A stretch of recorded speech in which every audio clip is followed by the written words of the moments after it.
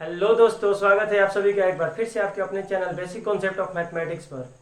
दोस्तों, आज हम लोग बात करेंगे नंबर सिस्टम, जिसका मैंने पार्ट 1 वीडियो अपलोड कर दिया है और ये है पार्ट 2। ठीक है, मैंने बोला भी था कि मैं वीडियो को बहुत ज़्यादा लंबा नहीं करूँगा। तो पहला वीडियो 24 मिनट का है, उसमें क्लियर करवाया गया वास्तविक संख्या, काल्पनिक संख्या, मिश्रित संख्या, परिमेय संख्या, अपरिमेय संख्या। ठीक है, उम्मीद है कि समझ में आया होगा। अभी इस वीडियो में हम लोग बात करेंगे किसे, जैसे कि पूर्णांक संख्या किसे कहते हैं, इंटीजर, पूर्ण संख्या किसे कहते हैं, होल नंबर किसे कहते हैं, ठीक है, नेचुरल नंबर किसे कहते हैं, यानी प्रकृत संख्या किसे कहते हैं। तो बारी बारी से सबका डिस्कशन करेंगे इस वीडियो में। तो शुरुआत करते हैं सबसे पहले पूर्णांक संख्या के बारे में। ठीक है, पूर्णांक संख्या, देखिए पूर्णांक संख्या क्या है। अगर हम बात करें पूर्णांक संख्या की, देखिए हर राइटर का, हर बुक का अपना अपना रूल होता है। हर लोग अपने अपने रूल के हिसाब से कि कोई भी बुक निकालिए, सब में अलग अलग डेफिनेशन दिया है। हर टीचर का भी पढ़ाने का अपना अपना तरीका रहता है। तो चलिए आज हम लोग बात करेंगे सबसे पहले इंटीजर, यानी कि पूर्णांक संख्या। देखिए कहीं किसी बुक को खोलिएगा तो उसमें लिखा रहता है कि जब हम धनात्मक संख्या और ऋणात्मक संख्या को एक साथ सेट, दोनों सेट को एक साथ लिख सकें तो उसे कहा जाता है क्या, पूर्णांक संख्या। तो सबसे पहले हम जाने कि इस पूर्णांक संख्या को बांटा कितने भागों में गया है। पूर्णांक संख्या किसी किसी बुक में डेफिनेशन रहता है कि ऐसी संख्या है जिसे p/q के रूप में लिखा जा सके, जहां पे q का वैल्यू कितना होना चाहिए, 1 होना चाहिए। ठीक है, जैसे मान लीजिए आप ले लिए 4, तो इसे हम लिख सकते p/q और q का मान कितना होना चाहिए, 1। तो ये क्या है, इंटीजर है, पूर्णांक संख्या है। 4/1 को क्या कर सकते हैं, p/q के रूप में लिख सकते हैं। अब चलिए सुनते हैं और देखते भी हैं थोड़ा पूर्णांक संख्या को। देखिए ये जो पूर्णांक संख्या है ना, इसे दो भागों में बांटा गया है। देखिए यहाँ पे पहला जो है धनात्मक पूर्णांक, धनात्मक पूर्णांक। दूसरा क्या है, ऋणात्मक पूर्णांक।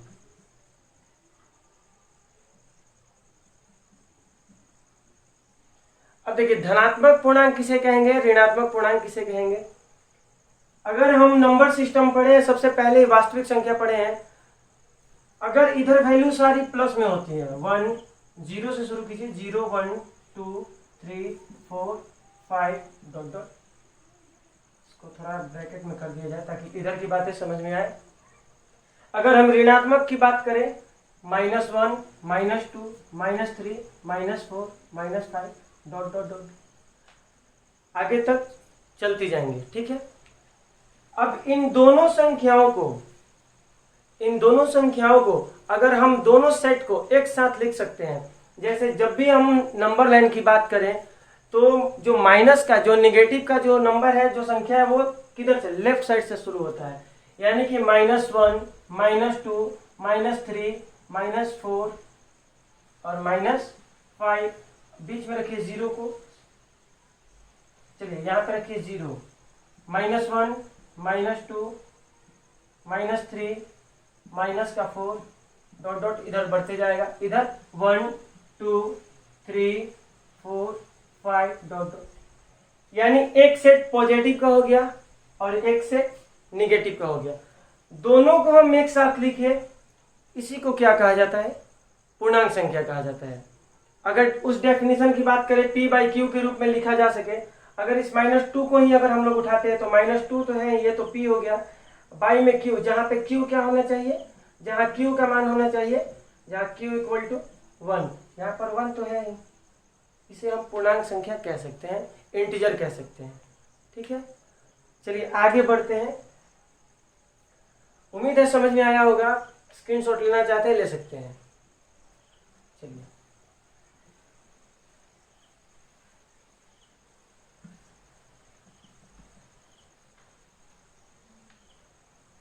अब बढ़ा जाए आगे। आगे जैसे हम लोग बढ़ेंगे, अब देखेंगे हम लोग प्राकृत संख्या, यानी कि नेचुरल नंबर। देखिए प्राकृत संख्या, प्राकृत संख्या, इंग्लिश की बात करें तो नेचुरल नंबर। देखिए प्रकृत संख्या किसे कहते हैं? प्रकृत संख्या कभी भी, देखिए गिनती की संख्या जो एक से शुरू हो उसे ही तो प्रकृत संख्या कहते हैं। यानी कि अगर डेफिनेशन की बात करें तो मैं यहाँ पे लिख भी देता हूं, गिनती की संख्या जो एक से शुरू हो उसे प्रकृत संख्या कहा जाता है। क्या कहा जाता है?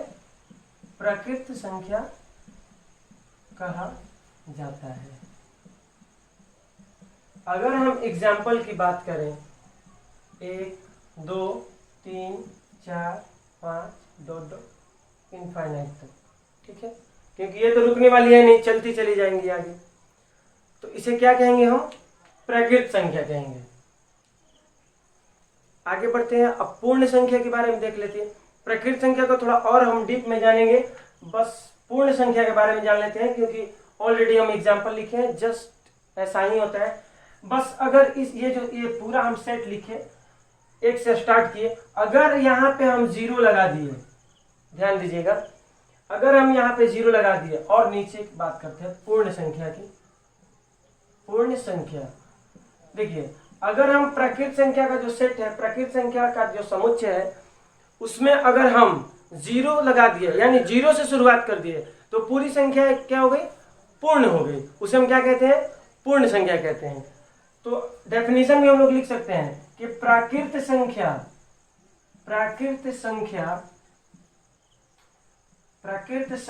कर दीजिए, प्राकृत संख्याओं के समुच्चय में या सेट में,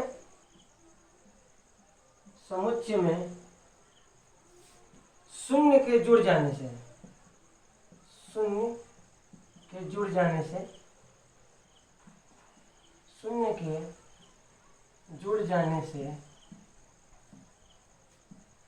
वो पूर्ण संख्या बन जाती है। पूर्ण संख्या बन जाती है।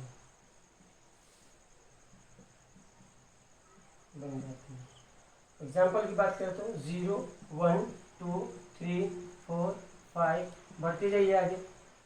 देखिए यहां से यहां तक हम लोग क्या पढ़े थे? प्राकृत संख्या। और इसी प्राकृत संख्या के पहले हम 0 लगा दिए, तो ये संख्याएं क्या हो गई? पूर्ण संख्या हो गई। उम्मीद है समझ में आ रहा होगा। अभी थोड़ा सा टेढ़ा लिखा रहा है। अच्छा चलिए, धीरे धीरे आदत हो जाएगा। इसको हम रफ करें, वापस बात करते हैं प्राकृत संख्या, इसको रफ कर देते हैं। प्राकृत संख्या, अब देखिए प्राकृत संख्या के बारे में कुछ जान लेते हैं। इसके बाद पूर्ण संख्या मैंने इसीलिए करा दिया ताकि पूर्ण संख्या यहाँ पे कंप्लीट हो गया। अब प्राकृत संख्या के बारे में नीचे जानेंगे, फिर जानेंगे क्या होता है सम संख्या, विषम संख्या, ठीक है। अभी देखिए प्राकृत संख्या जो है इसे 2 भागों में बांटा गया है, ठीक है। प्राकृत संख्या को कितने भागों में बांटा गया है? 2 भागों में। पहला भाज्य संख्या, कंपोजिट नंबर, और दूसरा अभाज्य संख्या, प्राइम नंबर, ठीक है। अब भाज्य संख्या के बारे में समझ लेते हैं। भाज्य संख्या किसे कहते हैं, अभाज्य संख्या किसे कहते हैं? क्योंकि छोटे छोटे बच्चे माइंड में उनका बहुत ज़्यादा कन्फ्यूजन रहता है, और यही कन्फ्यूजन को दूर करने के लिए ये वीडियो प्रोवाइड किया जा रहा है, ताकि ऐसा कोई भी बच्चा न बचे। ऐसे तो यूट्यूब पे हजारों वीडियो पड़े हैं, बहुत सारे वीडियो पड़े हैं, सबका अपना कोशिश है कुछ बेहतर दिया जा सके, ठीक है। अभी भाज्य संख्या के बारे में हम लोग समझते हैं। भाज्य संख्या किसे कहेंगे? भाज्य को समझने के लिए सबसे पहले अभाज्य को समझ लिया जाए तो भाज्य समझना और भी आसान हो जाएगा। देखिए अभाज्य संख्या किसे कहते हैं? अभाज्य संख्या उसे कहा जाता है ऐसी संख्याएं, ठीक है, ऐसी संख्याएं जिसको सिर्फ एक ही कटा सके और वो खुद अपने आप को खुद कटा सके। तीसरी कोई ऐसी संख्या नहीं होनी चाहिए जो इसको कटा पाए।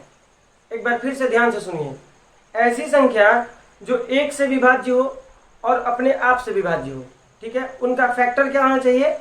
वो 2 ही फैक्टर होने चाहिए। एक क्या होना चाहिए? 1, और एक वो खुद। तीसरा न 2 से अधिक न 2 से कम। ऐसी संख्याओं को क्या कहा जाता है? भाज्य संख्या कहा जाता है। यानी जैसे अगर हम बात करें 2 की, ध्यान रखिएगा, एक नहीं कह सकते। एक को हम क्यों अभाज्य संख्या नहीं कह सकते? क्योंकि इसका एक ही फैक्टर होता है, सिर्फ 1, और दूसरा कोई होता ही नहीं है। तो परिभाषा यानी डेफिनेशन हम ऐसा भी कह सकते हैं कि एक से बड़ी वे सभी संख्याएं जो एक और अपने आप से ही विभाज्य हो और कोई तीसरा उन्हें विभाज्य न कर सके, उसे क्या कहा जाता है? अभाज्य संख्या कहा जाता है।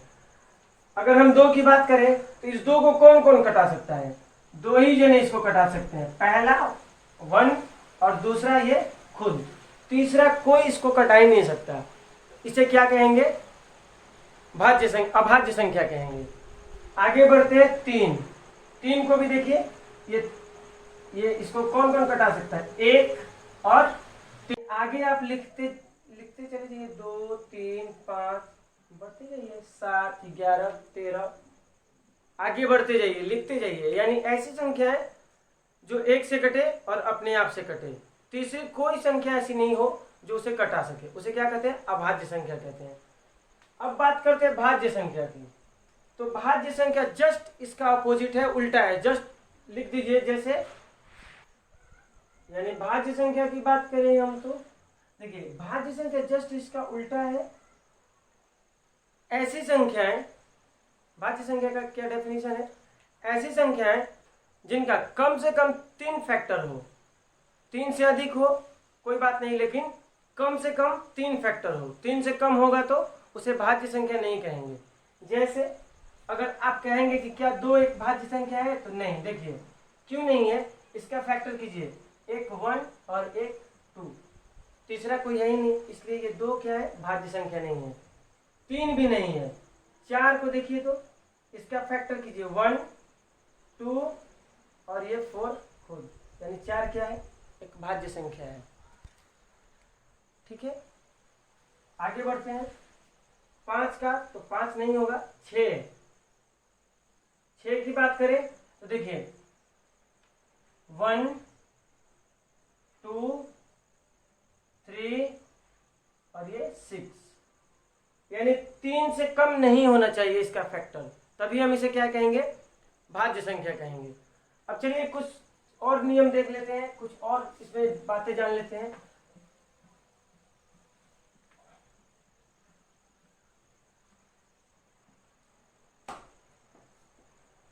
अगर देखिए इधर तो मैंने लिखा था अभाज्य संख्या,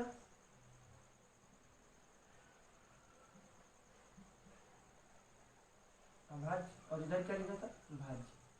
अगर सबसे छोटी, ध्यान रखिएगा, सबसे छोटी अभाज्य संख्या की बात करें तो वो कौन होगी? 2। ठीक है, सबसे छोटी अभाज्य संख्या कौन होगी? 2 होगी।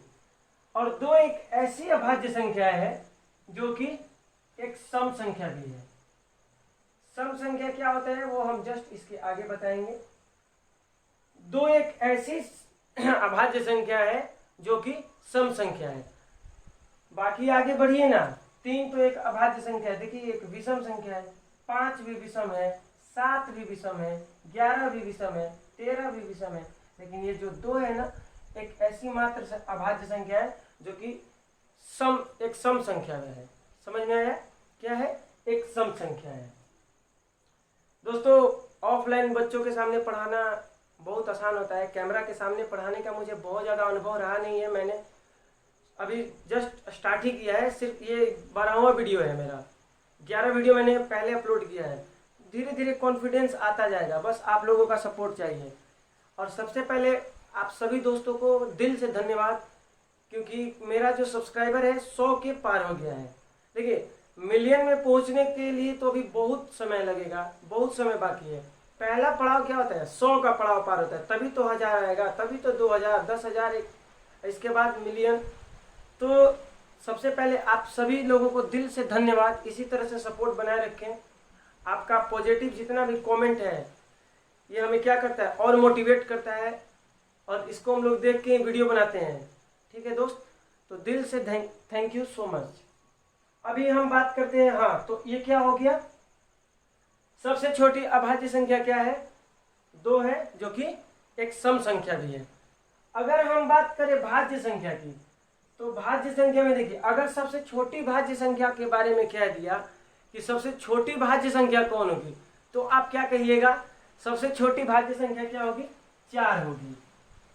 समझ में आया? और सबसे छोटी भाज्य संख्या कौन सी होगी? विषम भाज्य संख्या। ये तो एक सम संख्या भी है, और सबसे छोटी विषम भाज्य संख्या कौन सी होगी? तो वो क्या होगी? 9 होगी।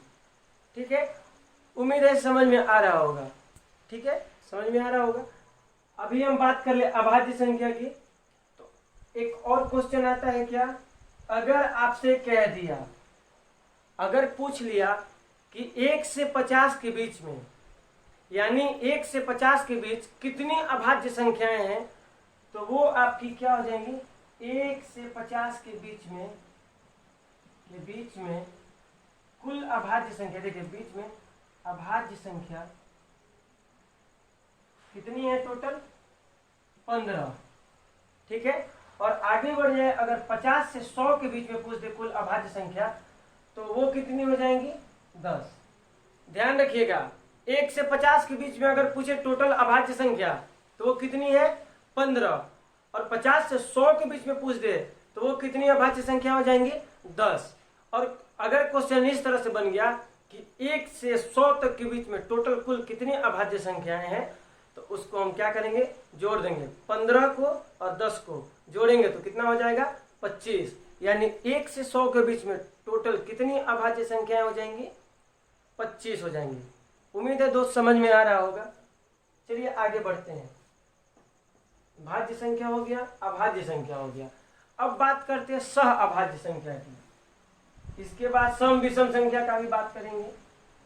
और जो मेरा अगला वीडियो आएगा ना, उसमें क्या होगा, मैंने माइक ऑर्डर कर दिया है। आज कितना तारीख है? 11 तारीख है, और 11 तारीख को ये वीडियो शूट हो रहा है।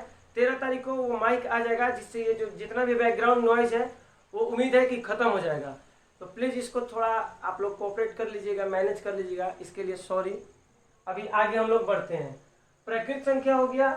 प्रकृत संख्या के बारे में हम लोग क्या जाने? ऐसी संख्या है जो गिनती की संख्या जो 1 से शुरू हो, उसे क्या कहा जाता है? प्रकृत संख्या कहा जाता है। प्रकृत संख्या को 2 भागों में बांटा गया है, भाज्य संख्या, अभाज्य संख्या। भाज्य संख्या क्या बताएं हम? ऐसी संख्या है जो एक और अपने आप से कटे, वो तीसरा किसी और संख्या से ना कटे, उसे अभाज्य संख्या कहते हैं। सॉरी, अभाज्य संख्या कहते हैं। और भाज्य संख्या ऐसी संख्या जिसका कम से कम 3 फैक्टर हो, 3 से अधिक हो जाए, कम नहीं होना चाहिए, उसे क्या कहेंगे हम? भाज्य संख्या कहेंगे। और अभी हम लोग बात करते हैं सह अभाज्य संख्या, को प्राइम नंबर, यानी कि सह अभाज्य संख्या। सह अभाज्य संख्या इंग्लिश की बात करें तो को प्राइम नंबर। देखिए, सह अभाज्य संख्या किसे कहते हैं? ऐसी संख्याएं, ध्यान रखिएगा, ऐसी संख्याएं जिनका एचसीएफ, ध्यान रखिए फिर से, ऐसी संख्याएं जिनका एचसीएफ क्या हो? 1 हो। समझ में आ रहा है? ऐसी संख्याएं जिनका एचसीएफ क्या हो? 1 हो, उस संख्याओं को क्या कहा जाता है? सह अभाज्य संख्या कहा जाता है। ठीक है, यानी कि ऐसी 2 संख्याएं जिनका एचसीएफ क्या हो? 1 हो, उसे क्या कहा जाता है? सह अभाज्य संख्या कहा जाता है। अभी हम लोग अगर एग्जाम्पल की बात करें, 7, ठीक है, ये पहला एग्जाम्पल है, खुद से भी देख सकते हैं। ऐसी 2 संख्याएं जिनका एचसीएफ क्या होना चाहिए? 1 होना चाहिए, उसे क्या कहा जाता है? सह अभाज्य संख्या कहा जाता है। ठीक है, जैसे आपका हो गया क्या? 5, 7,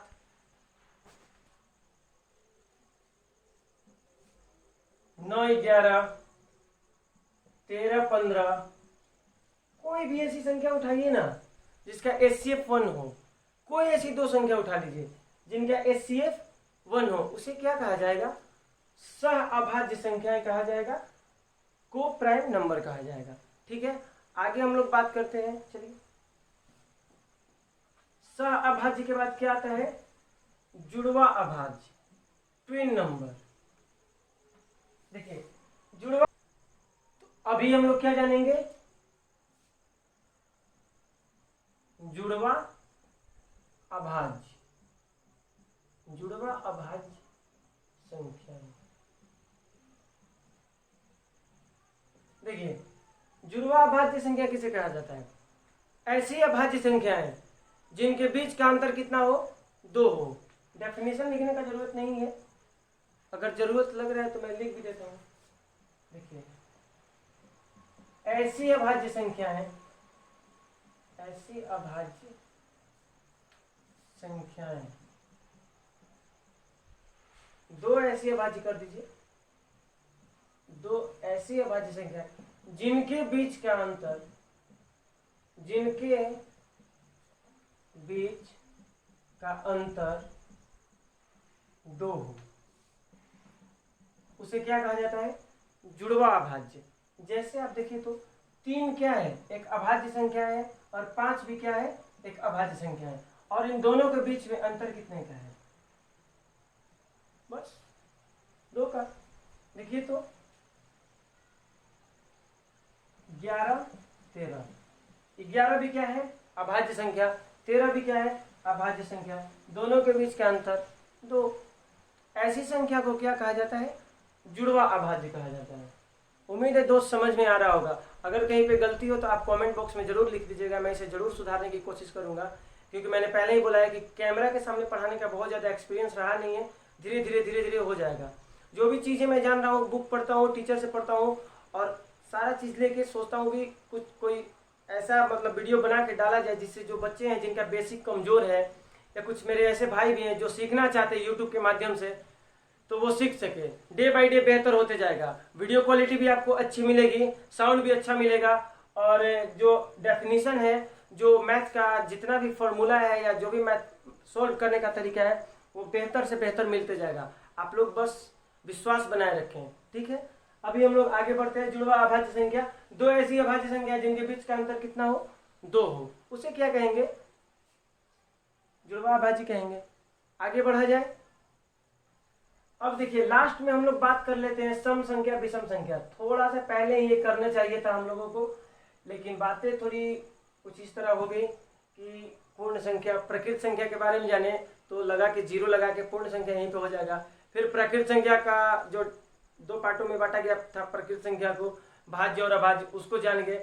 तो बढ़ते बढ़ते इधर आते हैं। अब जान लेते हैं सम संख्या। देखिए सम संख्या बहुत ही ज्यादा, ये भारी तो है ही नहीं, कोई भी चीज हार्ड नहीं है, बस सीखिए ना अच्छे से। बुक में भी पढ़िएगा, वीडियो में भी देखिएगा, टीचर से भी पढ़िएगा, मजा आएगा, सीख सकते हैं आसानी से। देखिए सम संख्या किसे कहेंगे? सिंपल सा इसका क्या है, परिभाषा है, ऐसी संख्या जो 2 से पूरी पूरी कट जाए, कुछ भी शेष ना बचे। ऐसी संख्या जो 2 से पूरी पूरी कट जाए, पूरी पूरी विभाज्य हो, उसे क्या कहेंगे? सम संख्या कहेंगे। अब ये 2 ही तो कटेगी ना, ठीक है, ये 4 ही तो कटेगी ना, 6 ही तो कटेगी ना, यानी ऐसी संख्या को क्या कहा जाएगा? सम संख्या कहा जाएगा। ध्यान रखिएगा 0 को भी सम संख्या कहा जाता है, 0 को, ठीक है। उम्मीद है समझ में आ रहा होगा। यानी ऐसी संख्याएं जो 2 से पूरी पूरी विभाज्य हो, कुछ भी शेष ना बचे, उसे क्या कहा जाएगा? सम संख्या कहा जाएगा, ठीक है। अगर हम बात करें विषम संख्या की, विषम संख्या की, अगर हम विषम संख्या की बात करें तो ठीक इसके उल्टा, यानी ऐसी संख्या, यहाँ पे क्या होता है, ऐसी संख्या है जो 2 से पूरी पूरी विभाज्य हो, उसे क्या कहा जाता था? सम संख्या कहा जाता था। यहाँ पर विषम संख्या किसे कहा जाएगा?